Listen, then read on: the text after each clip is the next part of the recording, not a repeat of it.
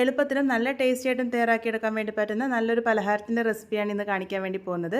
അതിനായിട്ട് ആദ്യം തന്നെ ഞാനിവിടെ 1 കപ്പ് നല്ല വറുത്ത ഫൈനായിട്ടുള്ള അരിപ്പൊടിയാണ് എടുത്തിരിക്കുന്നത്. ഇതിലേക്ക് ആവശ്യത്തിന് ഉപ്പ് ചേർത്ത് കൊടുക്കാം. അതിനുശേഷം ചൂടായിട്ടുള്ള വെള്ളം ചേർത്തിട്ട് വേണം ഇതൊന്ന് കുഴച്ചെടുക്കാൻ വേണ്ടിയിട്ട്. നല്ല തിളച്ച വെള്ളം തന്നെ ചേർത്ത് കൊടുക്കാൻ വേണ്ടിയിട്ട് ശ്രദ്ധിക്കുക.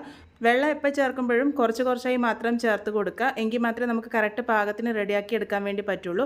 ഇതിലേക്ക് 1 ടീസ്പൂൺ എണ്ണ കൂടെ ചേർത്ത് കൊടുത്തിട്ടുണ്ട്. എന്നിട്ട് അതിൻ്റെ ചൂട് ചെറുതായിട്ടൊന്ന് മാറി വരുമ്പോൾ കൈ ഉപയോഗിച്ച് നല്ലപോലെ തന്നെ നീഡ് ചെയ്തെടുക്കാം. നല്ലപോലെ തന്നെ സോഫ്റ്റ് ആയിട്ടുള്ള കൂട്ടാണ് ഇതിനായിട്ട് ആവശ്യമായിട്ടുള്ളത്. വെള്ളം അപ്പോൾ കുറച്ച് മാത്രം ചേർത്ത് കൊടുത്ത് ഇതുപോലെ കൂട്ട് തയ്യാറാക്കി എടുത്തിട്ടുണ്ട്. ഇനി ഇത് സ്റ്റീം ചെയ്തെടുക്കാനാണ് പോകുന്നത്. അതിന് വേണ്ടിയിട്ട് ഏത് പാത്രമാണോ ഉപയോഗിക്കുന്നത് ആ ഒരു പാത്രം നല്ലപോലെ എണ്ണയോ നെയ്യോ തടവിയെടുക്കുക. എന്നിട്ട് ഇതൊന്ന് ഷേപ്പ് ചെയ്തെടുക്കാനാണ് പോകുന്നത്. ഞാൻ ഇതുപോലെ ചെറിയ ഉരുളകളാക്കിയിട്ട് കയ്യിൽ വെച്ചൊന്ന് പ്രസ് ചെയ്തെടുക്കുകയാണ് ചെയ്യുന്നത്.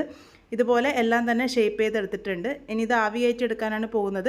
അതിന് വേണ്ടിയിട്ട് സ്റ്റീമർ കുറച്ച് വെള്ളമൊഴിച്ച് നേരത്തെ തന്നെ ആവി കയറാൻ വേണ്ടി വെച്ചിരുന്നു. ആവി നല്ലപോലെ വന്നതിന് ശേഷം ഈ ഒരു പാത്രം ഇതിലേക്ക് ഇറക്കി വെച്ച് കൊടുക്കുക. മീഡിയം ടു ഹൈ ഫ്ലെയിമിലിട്ട് ഒരു 10 മിനിറ്റ് നേരം നല്ലപോലെ ആവി കയറ്റി എടുത്താൽ മതി. ഇതിപ്പോൾ പാകത്തിന് റെഡി ആയിട്ടുണ്ട്. അതിൻ്റെ ചൂടൊക്കെ ഒന്ന് ആറാൻ വേണ്ടിയിട്ട് മാറ്റി വയ്ക്കാം. ഇനി ഇത് കവർ ചെയ്തെടുക്കാൻ ഒരു മസാല തയ്യാറാക്കിയെടുക്കാം. അതിനായിട്ട് 1 ടേബിൾ സ്പൂൺ എണ്ണ ഞാനൊരു പാനിലേക്ക് ഒഴിച്ചു കൊടുത്തിട്ടുണ്ട്. എണ്ണ ചൂടാവുമ്പോൾ അതിലേക്ക് 1/2 ടീസ്പൂൺ സാധാരണ ജീരകം ഇട്ട് ഒന്ന് പൊട്ടിച്ചെടുത്തിട്ടുണ്ട്. അതിനുശേഷം ഇതിലേക്ക് 2 ചെറിയ സവാളയും ഒരു 3 പച്ചമുളക് ചെറുതായിട്ട് അരിഞ്ഞതും കുറച്ച് കറിവേപ്പില ചെറുതായിട്ട് അരിഞ്ഞതും ചേർത്ത് നല്ലപോലെ തന്നെ ഒന്ന് മൂപ്പിച്ചെടുക്കാം. സവാളയൊക്കെ ഒന്ന് ചെറുതായിട്ട് വാടി വരുമ്പോൾ അതിലേക്ക് 1/2 ടീസ്പൂൺ ഇഞ്ചി വെളുത്തുള്ളി പേസ്റ്റ് ചേർത്ത് കൊടുത്തിട്ടുണ്ട്. സവാളയുടെ കളർ ഇതുപോലെ മാറി വരുമ്പോൾ അതിലേക്ക് 1 തക്കാളി ചെറുതായിട്ട് അരിഞ്ഞത് ചേർത്ത് കൊടുത്തിട്ടുണ്ട്. എന്നിട്ട് നന്നായിട്ട് തന്നെ ഒന്ന് വഴറ്റിയെടുക്കാം. ഈ ഒരു മസാല നന്നായിട്ട് ഡ്രൈ ആയിട്ട് ഇരിക്കുന്നതുകൊണ്ട് ഞാൻ ഇതിലേക്ക് 1 ടേബിൾ സ്പൂൺ വെള്ളം ഒഴിച്ചിട്ടുണ്ട്. എന്നിട്ട് മസാലകൾ ചേർക്കാം. ഇതിലേക്ക് 1/4 ടീസ്പൂൺ മഞ്ഞൾപ്പൊടി, 1/2 ടീസ്പൂൺ മുളക് പൊടി, 1/2 ടീസ്പൂൺ ചിക്കൻ മസാല, 1/4 ടീസ്പൂൺ കുരുമുളക് പൊടി ചേർത്ത് കൊടുത്തിട്ടുണ്ട്. എല്ലാം കൂടെ നന്നായിട്ടൊന്ന് വഴറ്റിയെടുക്കാം. ആ ഒരു മസാലയുടെ ഒക്കെ പച്ചമണം മാറുന്നത് വരെ നന്നായിട്ട് തന്നെ ഒന്ന് വഴറ്റിയെടുത്തിട്ടുണ്ട്. ഇനി ഇതിലേക്ക് 1/2 കപ്പ് വെള്ളം ഒഴിച്ചിട്ട് നല്ലപോലെ തന്നെ ഒന്ന് മിക്സ് ചെയ്തെടുക്കാം. ഇതിലേക്ക് പാകത്തിന് ഉപ്പും കൂടെ ചേർത്ത് കൊടുത്തിട്ടുണ്ട്. നന്നായി ഒന്ന് മിക്സ് ചെയ്തെടുത്തതിന് ശേഷം നമ്മൾ നേരത്തെ ആവി കയറ്റി വെച്ചിരിക്കുന്ന അരിപ്പൊടിയുടെ കൂട്ടുകൂടി ഇതിലേക്ക് ഇട്ട് കൊടുക്കാം. ഇതുപോലെ ഇട്ട് കൊടുത്തതിന് ശേഷം നല്ലപോലെ തന്നെ ഒന്ന് മിക്സ് ചെയ്തെടുക്കാം. നമ്മൾ തയ്യാറാക്കി വെച്ചിരിക്കുന്ന മസാലയായിട്ട് ഇത് നന്നായിട്ട് തന്നെ യോജിച്ച് വരണം.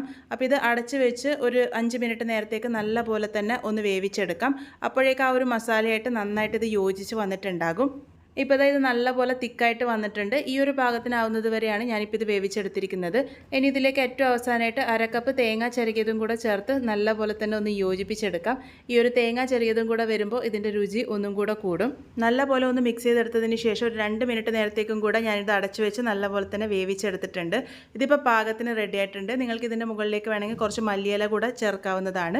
നല്ല ടേസ്റ്റി ആയിട്ടുള്ള നമ്മുടെ പലഹാരം ഇവിടെ റെഡി ആയിട്ടുണ്ട്. രാവിലെ ബ്രേക്ക്ഫാസ്റ്റ് ആയിട്ടോ ഈവനിങ് സ്നാക്കായിട്ടോ ഡിന്നറായിട്ടോ ഒക്കെ ട്രൈ ചെയ്ത് നോക്കാൻ വേണ്ടി പറ്റുന്നതാണ്. എന്തായാലും ഉണ്ടാക്കി നോക്കൂ. ഫീഡ്ബാക്ക്സ് പറയാൻ വേണ്ടി മറക്കരുത്.